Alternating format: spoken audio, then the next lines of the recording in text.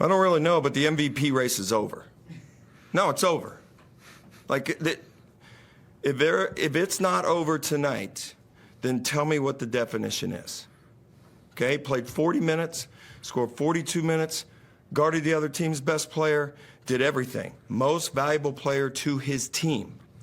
This thing is over. If you're not voting for Bryce Cotton, who's been the best player in this league since the day he got here, I want to know why. I want to see the votes. It's not even close. The MVP race is over today. He's having a season, we're talking about Kendrick Davis, he's having a season that goes down in Sydney King's history as one of the best individual performances of any player to put on this uniform. And no, it's not over. And we have a chance to finish on top. We're still playing. The captains and the players vote. They have a board. And no one's voted yet, and he's had an unbelievable season. This is the ESPN Aussie Hoops Hour. We will determine whether this race is over or whether it's not over. We'll tell you how we feel about what Mike Wells and Brian Goorjian feel about the race. Hello, everybody. I'm Olgun. That's Ryan. No Kane again this week. Was gallivanting around LA for All-Star Weekend, but we're here to cover the really important stuff, which is, Ryan, the end of the NBL season is coming. We have 1 week left until a fever break and then the play-in. The NBA season is about to kick off again after the All-Star break. But Ryan, firstly, over or not over, MVP race? It's not over. It can't be over. I mean, as Gorge was saying, no one's actually voted yet. So you can let them know. I think they go out here soon, but it can't be over. You're splitting hairs when you're talking about these two superstars of this league. Both on the top two teams, so you can't use wins and losses as a way to gauge them. The stats are very similar. Bryce Cotton's a little bit more scoring, but plays more minutes. The advanced stats kind of lead towards Kendrick Davis, but Mike Wells, that I've seen some butt kissing before with a player next to you, but that seemed a little over the top, didn't it? I mean, and the defensive thing where he said he guarded the other team's best player. PJC had 25 and shot over 50%. So I don't think that was a positive for Mike Wells to throw in there. But seriously, this race could go either way. We've seen ties before in the NBL. It's so hard to pick. Bryce Cotton, the start of the season, Kendrick Davis. Now the recency bias, both playing the best two players in the competition. Nobody guarded Parker in that game. If anything, Mike mentioned that DJ guarded him too. No, they just funneled him into bodies, basically. And Parker was still super effective. But this race is funny, Ryan, because I assure you everybody cares. Yes. Everyone wants this. Mm-hmm. You don't have Mike Wells going into a press conference and grandstand in front of his best player, unless they did care. And I can assure you that the people on the Kings side, Brian Goorjian did not want to do what he did, but he felt like he had to, because he felt like he had to step up for his guy, who I think cares about this award too.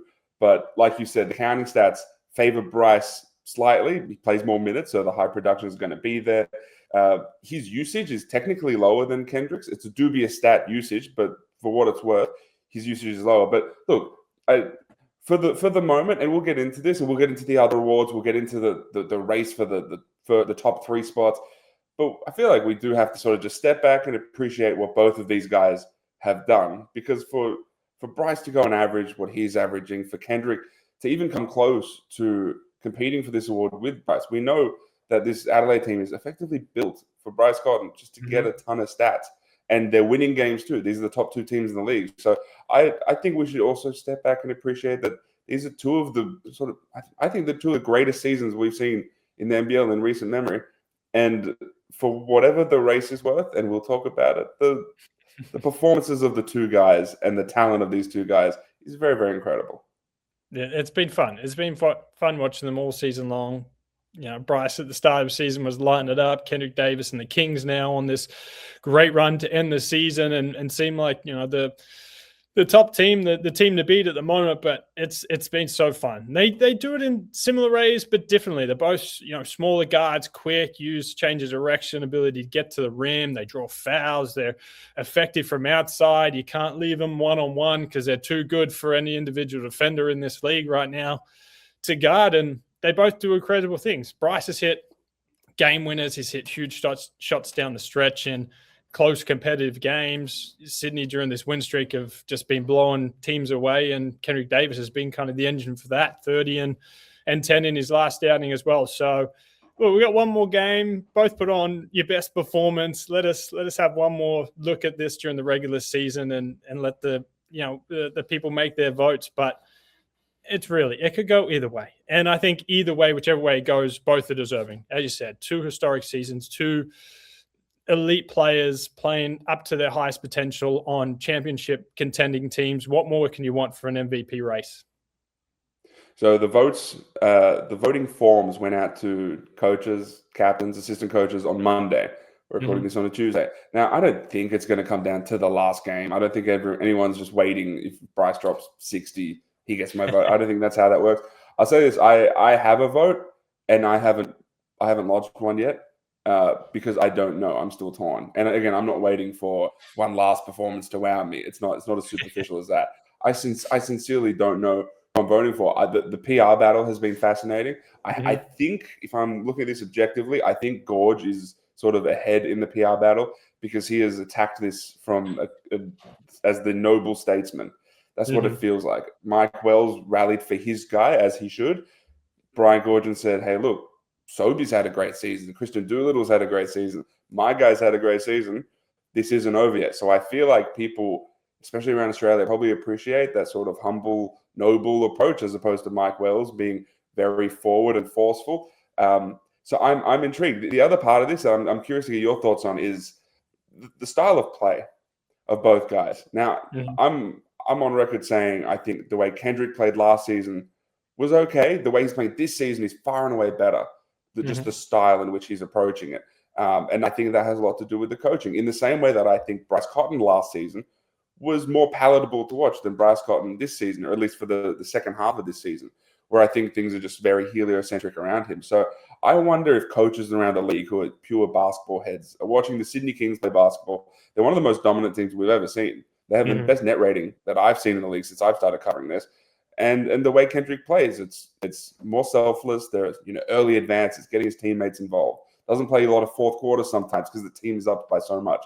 It's also a nature of how good the team is. But I wonder if the style of play, the fact that Adelaide is seemingly force-feeding Bryce the ball, whereas what Kendrick does feels free-flowing. I wonder if the basketball heads, the captains and coaches, I wonder if they see that and think, we're going to reward what we consider good basketball. Yeah, you'd think so, and I think it's a good point. The Adelaide offense is circled around Bryce, and he does a great job of drawing extra defenders and passing and getting the ball out of his hands at times. But it seems more slow and more methodical. They bring it up, they run their sets, they get the ball in his hand, it goes to him, and when he get isolated to the top of the key, you're on an absolute island, and it is a scary place to be. I've been up there, and Kendrick Davis, the Sydney offense just kind of flows. Their defense leads to offense. They get some easy buckets. The ball gets kicked ahead, and beginning of the season, we saw Daly and Kendrick Davis, how are they going to fit together? Is KD going to play more off the ball? Is Daly going to be the guy that kind of sets things up? And I think they sort of struggled just to kind of find exactly how it's going to fit, but right now they've got it perfectly. Kendrick Davis was the ball kicking ahead, him in transition isolations. He just makes the game easy. He makes the game look easy. He plays at his own pace. He's just ability to hit gaps, find open shots, and maybe coaches and players come down to, who do I fear more when we go into a game? Who are we more concerned about? Who do we think is the tougher guard? How, within their own individual, but as a team system, which player have we had more trouble containing? And it's splitting hairs. It is such a close race. It's going to be, I think, a really close vote, but coaches, players, who knows? People holding grudges, people, who knows? Who knows what they're thinking? People holding grudges. Politics coming into effect as well. Is this coach over here, do they have a good relationship with Bryce? He's been in the league for 8-9 years. That all of that will come into effect. So head coaches and captains vote for MVP, and then head coaches, captains, and an assistant coach vote for all other awards. And so those nominees, so a shortlist was sent to all of these people on Monday. Now that shortlist was created from a list that was effectively created by an expert panel, which includes myself, Andrew Gaze, Derek Rucker, Michael Cedar, and John Casey. So we came together. We were asked to put 5 names forward for each award, 10 names for MVP, and then that created the shortlist that got sent to every coach and captain. Now the MVP list is 10 names long. Bryce Cotton and Kendrick Davis are on the list, so that's all you need to know in that regard. I want to quickly run through who are the nominees for the other awards, and I'm not going to try and put you on the spot, and you have to give me the person who you think will win it, but give me an idea of which way you'd maybe be leaning. Now we spoke most improved player last week, so I'll tell you: Josh Bannon, Flynn Cameron, Owen Foxwell, McQuatch Malawatch, Nick Marshall, and Sam Menenga. If you had to pick out that group of 6, we spoke about Nick Marshall last week, but I'm a Flynn Cameron guy. I think Sam Menenga's borderline all NBL guy as well. Is that improved enough? But where do you lean? It's tough. I think you're going to throw me some questions that are all going to be really tough this season for these awards. But Menenga was the first one that sort of jumped out. Just his level of play, his improvement from last season, this season, obviously coming into the off season where you're going to do your magic and you're going to find us all the juicy stuff about where he's going to play, and obviously probably get thrown a little bit of money his way. But I think he was the first name that sort of jumped out. Flynn Cameron's had a terrific season as well. It's going to probably be close between those two. McQuatch Malawatch, I think, has been the surprise packet, and watching him in his last game just really got the team going to start the game and looks fearless, shooting the ball, getting the ball in transition, those kick-ahead passes we were talking about. So his versatility offensively and defensively has been a surprise, and a really good surprise for Sydney. So, Menenga's probably who I would go to off the top of my head. Missed some games due to injury. Does that play into effect? Kind of missed the last little bit here of the season. Does that kind of remove his name from people's minds? And Flynn Cameron making the jump to Adelaide, I think it was perfect for his career and where he was at, and the opportunity to play alongside Bryce and grow and develop. But he's been, I think when he plays well, that's when Adelaide are at the best, and he's had a terrific season. On McQuatch Malawatch very quickly, the last offseason was interesting. A lot of teams were chasing him. And I know one team, at the very least, that was ready to start him. But the Kings made it really clear, and Gorge made it very clear that they want him. And they weren't going to start him, but there'll be an opportunity. And now, obviously, he is a starter because of the Bull injury. But the fact that he bet on Gorge, and that this guy really likes me, he's going to play me, and turned down big minutes, starting spot elsewhere to stay in Sydney. And it has paid off in a big way. And I think he's going to get paid this offseason because of that gamble. So credit to him, credit to Gorge for believing in a guy and sticking to his word as well. I give them a ton of credit. Best 6-man. We've got 5 names here. We've got Majuk Deng, Angus Glover, Will Hickey, Kwat Noi, and Nick Rakocevic. Now, publicly, Kwat Noi has been lobbying for this award. Angus Glover is coming off a game where he just hit 7 threes, and he's had these sorts of games for the Phoenix, who are one of the best teams in the league. Where are you leaning? Another one that I'm not going to give you a clear answer because I think it's really close. Glover's been fantastic, shooting the ball extremely well from outside. And as you said, has had games like this where he comes off the bench and sort of breaks a game open with his shooting and gets on fires. And, he's been terrific for the Phoenix, who have been terrific basically all season long. Kwat Noi is the perennial 6-man, could be starting basically anywhere else. Maybe could be starting with the Kings, but that role for him just fits in perfectly. Comes in, gunner, he's going to put his head down. He's going to bully ball some smaller bigs. He's going to get around bigger bigs with his quickness. So he's a really tough matchup, scores the ball. Doesn't really look to pass, which I got no problem with because his thing is I'm going in, I'm getting buckets.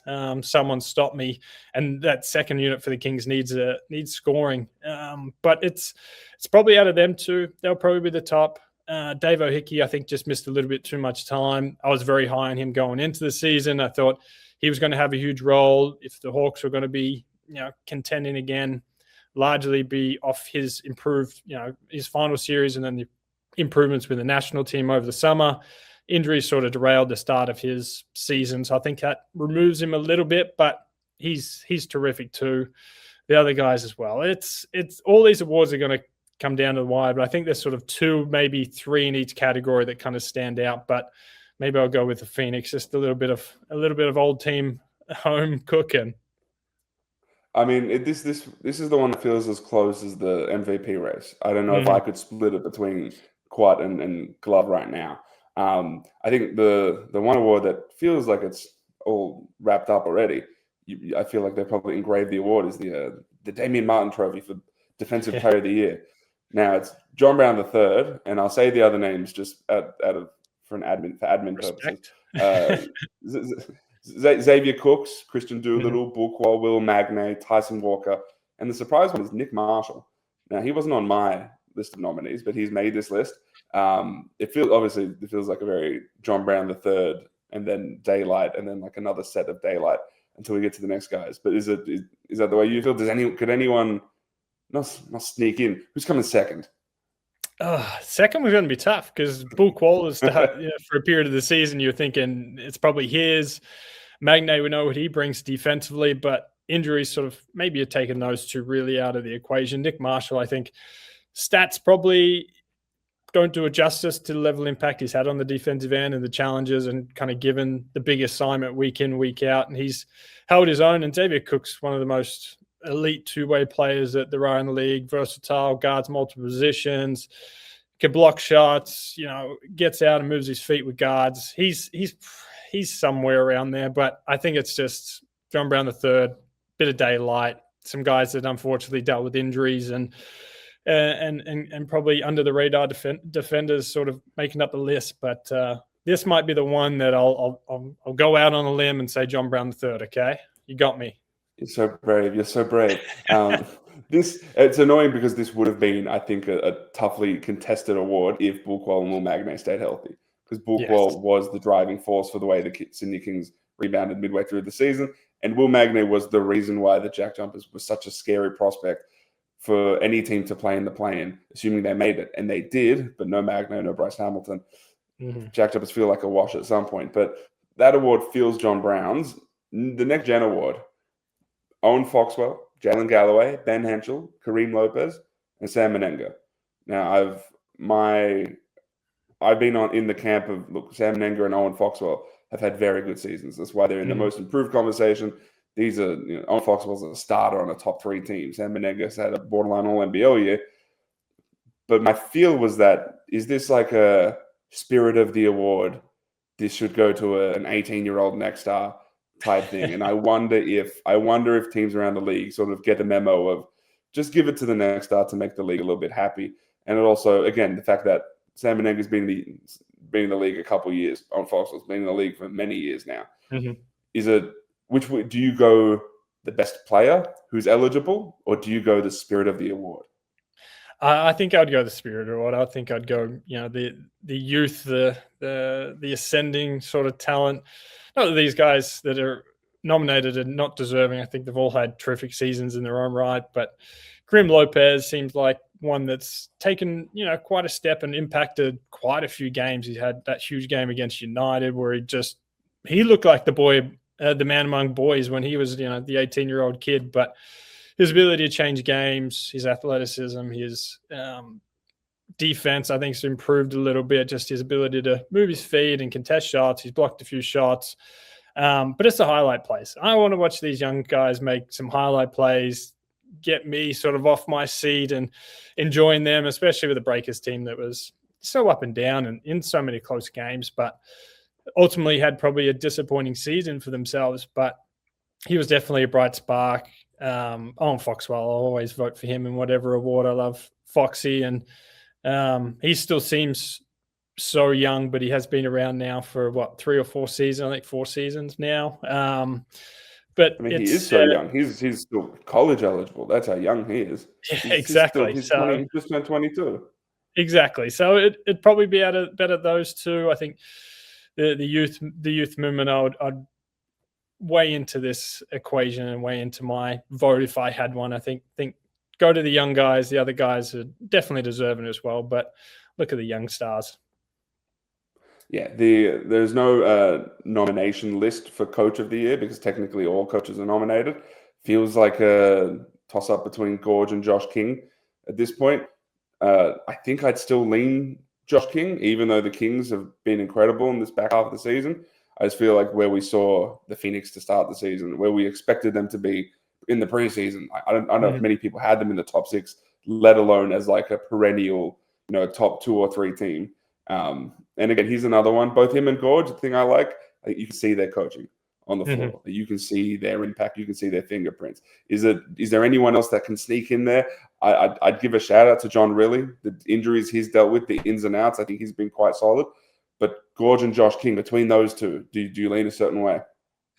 Yeah, that'll be another close one. Yeah, I think Riley is another name just to throw in there. They've had some turbulent times with injuries and what have you that go over the course of the season. Mike Wells, you have to put his name up there because they're still second on the ladder with a chance to finish first going into the last round. Obviously, results need to fall their way, but they've had a terrific season and we were the hottest team there for a long stretch and still top 2. So you have to give flowers to him as well. But I think it's out of Gorge and King.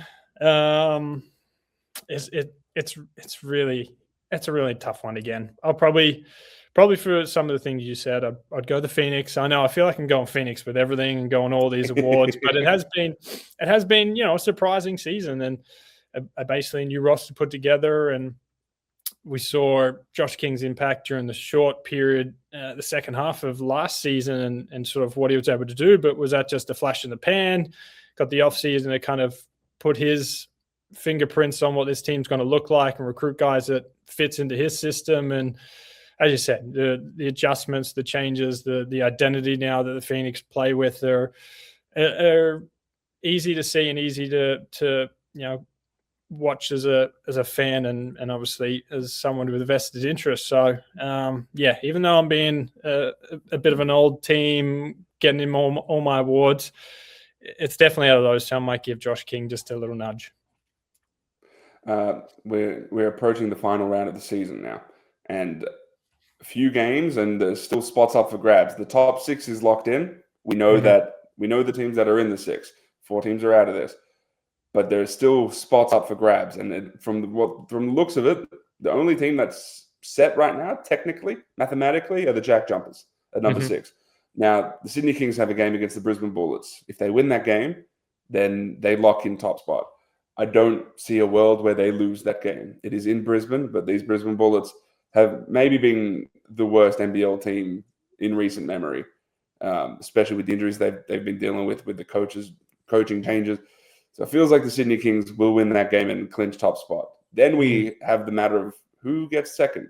And second is all important because it's a good thing to avoid that first playing game. You don't want to play in that game.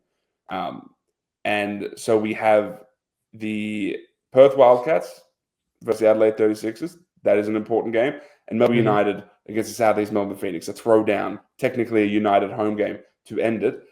It's very close. In effect, and I hope I'm doing this correctly, if the Adelaide 36ers win, then they lock in the second spot.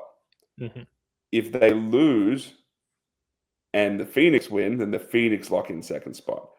If both teams lose, then I still think the Phoenix lock in second spot by nature of no. If both teams lose, the 36ers have the second spot. My bad.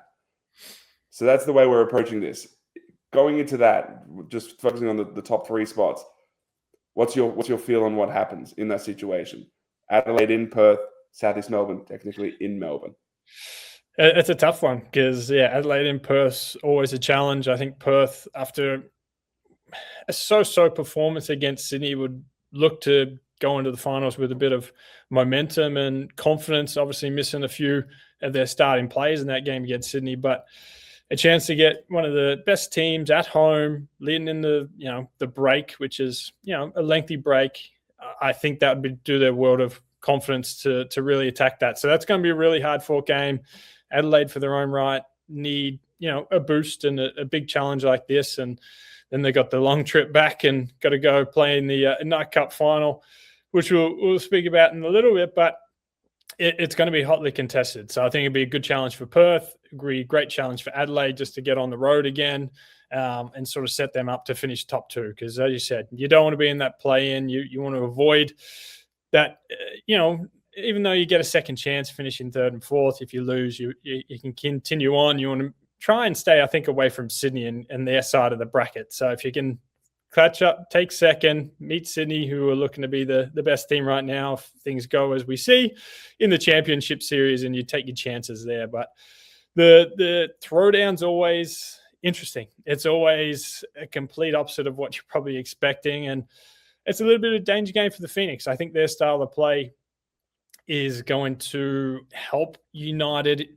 in their funk, especially if United are able to take some of Phoenix's defensive pressure and full court, manic style of play. If they're able to generate some easy buckets in transition and even, off defensive scores, then that's going to help them unlock their offense. I think their offense has been really difficult to watch in the half court. A lot of tough contested shots, a lot of bad shots that lead to D-trans mistakes for them, giving up easy buckets, and it just sort of compounds them. And when those things happen, drop your head, you kind of get into yourself. So it's a tricky one for the Phoenix. I think they've got to come out and they've got to tighten up their defense. They've been giving up a bunch of points. They've been scoring a bunch of points, but been giving up a bunch of points. And to a United team that needs a confidence boost heading into this, it seems like they're just kind of falling over the finish line to end the regular season. It's a bit of a danger game for the Phoenix. So don't be surprised we see some fireworks. We know United always get up for these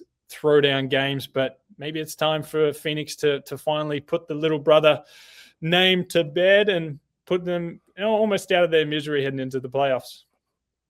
It's just interesting. This feels like it's more important for the 36ers to finish in top two than the Phoenix. The Phoenix have been playing really good basketball generally over the last half of the season. There have been some defensive lapses here and there, but they've largely been a really good team. The 36ers, I don't, if they're in a 3-4 playing game against the Wildcats, it's great for the NBL. You get to pump up a Bryce versus Perth sort of matchup. But I don't know if the 36ers want to play in a one-off game like that because of the way they've been playing. They've won 2 in a row, but I think they've both been bad wins. And then if they lose that game, then you have to play against a Melbourne or a Tassie. These organized teams against, I think, an offense that they come forward with that's a little bit predictable, and the defense they play with, which can sometimes be non-existent. I don't know if this team wants to risk a one-off game because all it takes is 2 games and then all of a sudden you don't make the playoffs again. The Southeast Melbourne matchup also is important because of where they are in the 4-5. Now, from what I've calculated, there's roughly an 8-point difference between Perth and Melbourne right now. So if Melbourne United wins against the Phoenix by 6 points and the Wildcats and the Wildcats lose to the 36ers by 3 points, by my calculations, and I hope they're correct, United would overtake Perth for the 4th spot. So there is still some stuff to play out between those two teams. I'm intrigued if that comes to the fore, because I think Melbourne, if they have a little bit of momentum, again, I don't know why they're so tough to leave out. They're tough for me to get off, right? Because they are what they are. They're still United. If they have a bit of momentum going into a playing game, I wonder if they can do something. And avoiding that the prospect of playing 2 playing games. It's probably an ideal thing, probably a very palatable thing. But there is every chance that we get, Ryan, check this, we get a Melbourne, so we get this throwdown coming up. Let's say Melbourne wins. And then and if Melbourne wins, then they'd have to play a throwdown again in the 3 versus 4 playing game. That would be very, very fun basketball. But do you see a world where Melbourne could overtake Perth in this instance? Because it would also take Adelaide beating Perth. And I have a feeling that this game against the Sydney Kings that the Perth Wildcats just played, hey, we don't need to travel Ben Henschel. We don't need to travel Dylan Windler, because we're probably not going to win this game against Sydney. Let's save the horses. Let's rest everyone up for this big game against the 36ers at home the following week. I have a feeling that this was maybe a bit premeditated, a bit strategic from the Wildcats too. Interesting. I didn't know that, or didn't even think about that possibility. But look, as you said, there's different avenues that this way can go. This final round is going to be really interesting, so make sure you're tuning in, because it's going to be fun to watch. But we'll have to just wait and see. I feel like with how United's playing and with how the Phoenix have been playing, I'd expect the Phoenix to win. And then it really just comes down to Adelaide and Perth, and I think settling, fourth and second, who kind of finishes in those spots. But it really could go either way. It's going to be a fun weekend. There's a lot on the line for teams. Also strategy, as you said, play in who you want to play, the matchups that go into it. There's so much to take into account. But if I'm just being me as a player, as a former player, I'm just going in to win. Whatever game it is, we're going in to win. We're not worried about what happens in other results, how it may look, the point differential. As much as you can, you focus on just winning the game. And sometimes you got to let the results speak for themselves. All right, let's roll through some of the news that went down this week. We have Jack McVeigh picking up his mutual option with the Cairns Taipans, and the Taipans obviously picked up their side of the mutual option too. So he is still with them for the 2026-27 season. Very big for them. They had a delayed last off season. So for them to have their marquee guy locked in, yes, it's a lot of money, but to have him locked in is very important. And the same goes for the Southeast Melbourne Phoenix. They re-signed Nathan Sobey, a new 2-year deal. There's a mutual option on the second year of that deal. So Sobes is locked in for 26-27. Obviously incredible this year. He'll be 36 next year, so you wonder when a dip will come, but he is the sort of guy who athletically is just he's still one of the most athletic guys in the league. So I don't know when that dip is going to come, but I think that the team is betting on, hey, it's not going to be next year. So locked in for next year, and then it has a mutual after that. But what are your thoughts on those two? Locking in local guys, locking in marquee players is unbelievably important, and both of these teams have done that. Yeah, look, real surprised that Cairns picked up their side of the mutual option. I thought they may have been a negotiate. No, I'm just kidding. But I think it's great for Cairns just to, as you said, get their marquee guy in. They can go into the offseason now. They can look right now and start scouting, what pieces are going to fit best around. Cairns is difficult. We didn't get a chance to see them at their best or in full strength for the whole season. Wardenberg basically didn't play.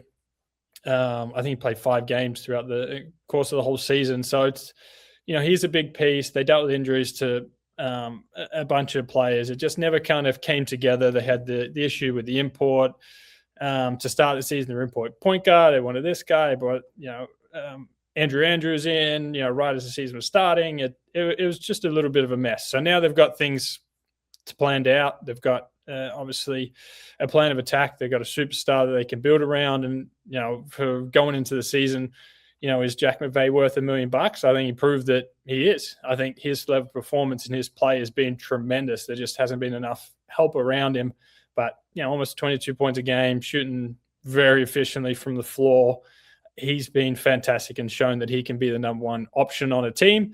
Just got to fill some pieces around him. And for the Phoenix, it's bet on Sobey, and we've seen this season that he has not lost a step. He's still fiery. He's leading that group. He's kind of the engine room, the barometer of that team. He is such a high intensity on the court character that leaves it all out there. And I think that embodies what Josh King wants from his leaders, someone that sort of plays that way, plays with a little reckless abandon, plays with his heart on his sleeve. And Sobey's one of those guys. And as I said, hasn't lost a step.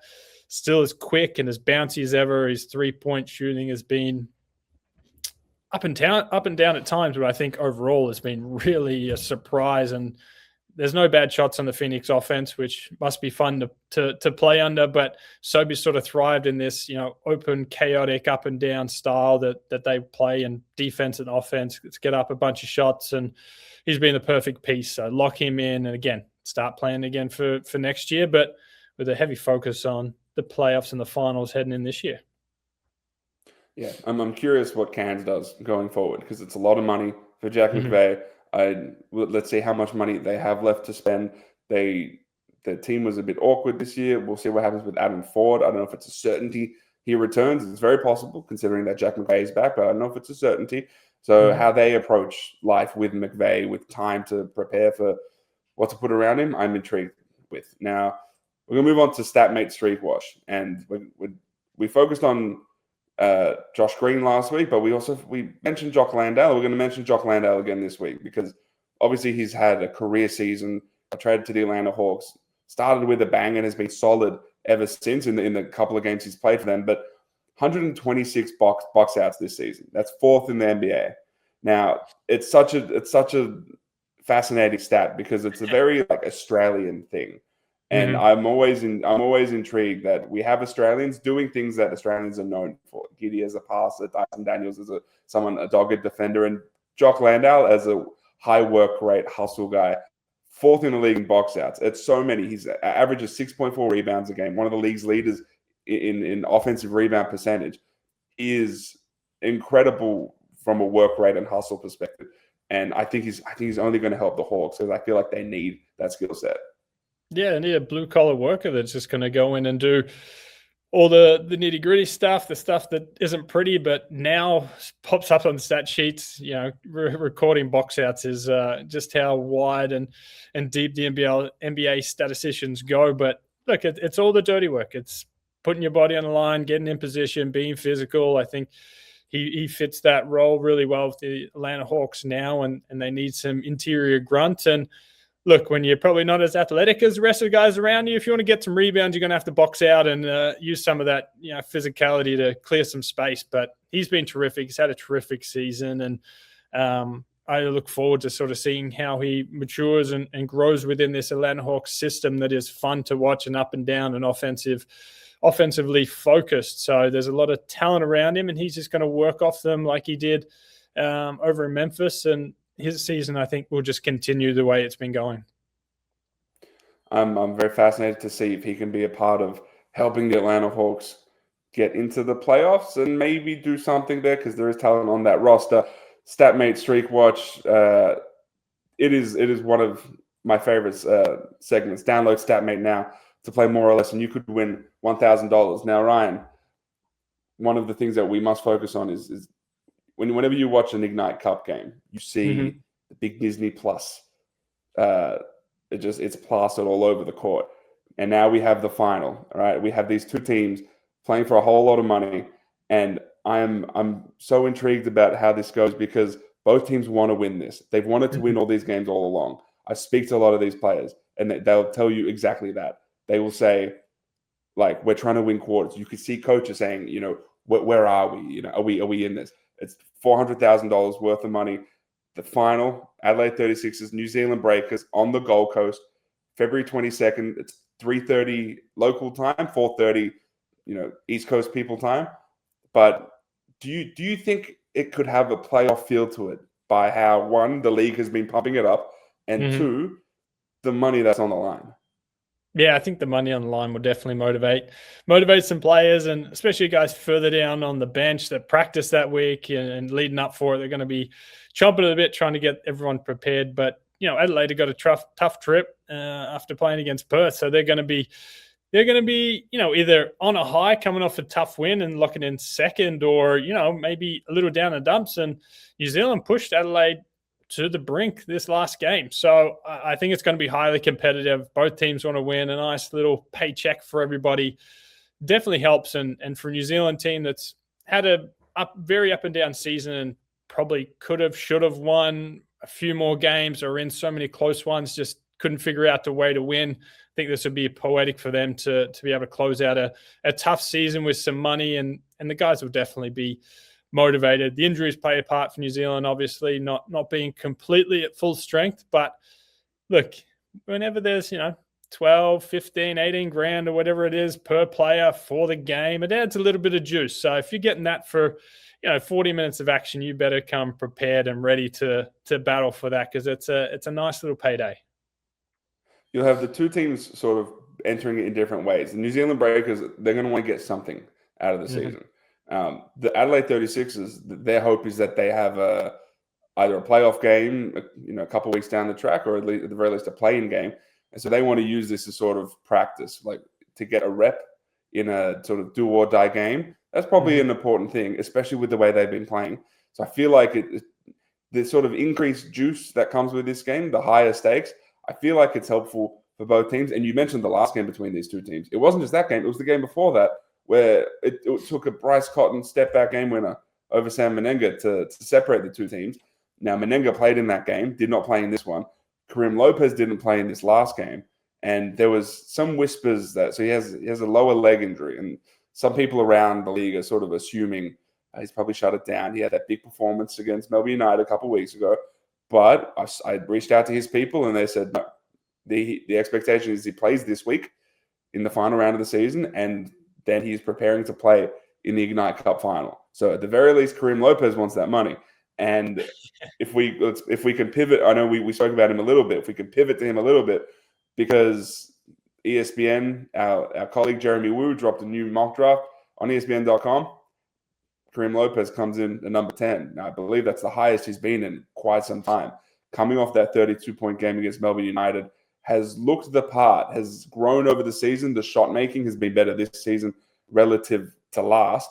From someone who's played in the NBA, what do you see as the skill set that looks the most transferable from this league to that one? I think his size, skill, athleticism sort of profile just fits the modern NBA. He's got great size at the wing. He can get up and down. He's athletic. We've seen some of the finishes around the rim, blocking shots.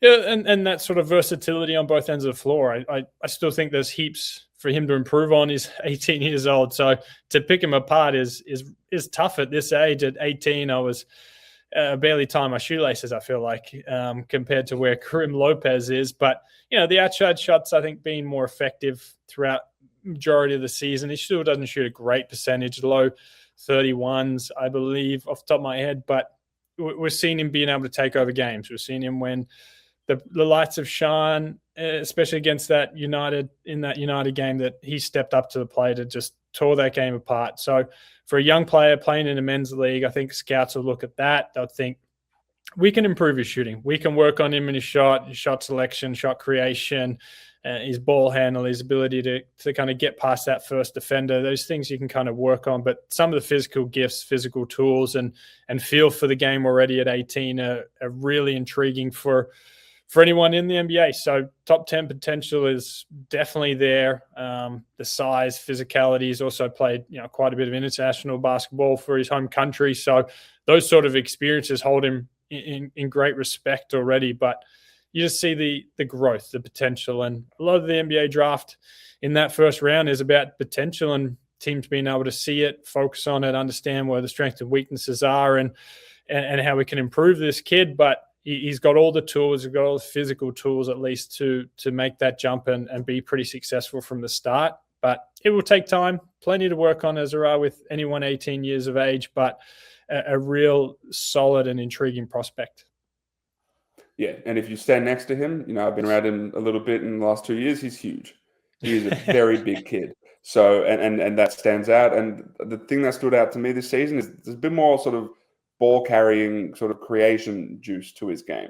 Him putting the ball on the floor, creating off the dribble, finishing at the rim when he's creating for himself. There's a bit more of that. And for someone who's 6'9", barely 18, I think he's been extremely impressive. To quote Jeremy Wu, they say his positional size, perimeter skill, and toughness give him a strong developmental base to build on. And that 32-point game was in front of Mike Dunleavy Jr. A lot of the Warriors brass was in to watch that game. A lot of NBA scouts have come in over the past 3 weeks, and they've got eyes on Karim Lopez, and they've come away quite impressed. There's an obvious foundation to build on. But Ryan, I think that's us for today. There is a giant week ahead of us. It's starting with these NBL games. The first one doesn't really matter. The first game of the week is a Tassie Illawarra game, so that's almost a wash. But then that sort of, and then we have New Zealand Cairns, and so those games will prepare us for, I think, the big games where we'll figure out who finishes where, and we will come to the fore when next week on Monday the MVP and all the awards will be handed out. So that is something that I can't wait to be behind us, so we can focus on the real stuff and who wins the championship. But Ryan, I appreciate your time once again. Let's do this again. I don't know when Kane is back. I think he's back next week, but we'll have a chat about that if we want him back. But I appreciate it very much. I'll see you next time. Everyone at home will see you next time. Subscribe to the Aussie Hoops Hour on all of your podcast apps. Comment below on YouTube. We'll see you next time.